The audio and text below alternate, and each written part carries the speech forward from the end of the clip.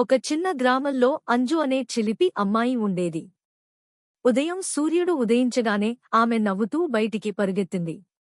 ఆమెతో పాటు ఆమె చిన్న బ్రౌన్ కుక్క కూడా తోడైంది. ఇద్దరూ పెద్ద మామిడి చెట్టు దగ్గరికి వెళ్లారు. అది వాళ్లకు చాలా ఇష్టమైన స్థలం. అంజు ఒక మామిడిని తాకగానే చెట్టు ఆకులు తారల్లా మెరిశాయి. ఆశ్చర్యంగా చూస్తుండగా చెట్టు మృదువుగా మాట్లాడింది. అంజూ, ధైర్యవంతుల పిల్లలే నన్ను వినగలరు. నేను మాంత్రిక మామిడి చెట్టు. చెట్టు చెప్పింది. ఈ చెట్టులో ఉన్న ఒక మామిడి మాంత్రిక శక్తిని కలిగి ఉంది. దాన్ని మంచి పనికి వాడు. అంజు నవ్వింది.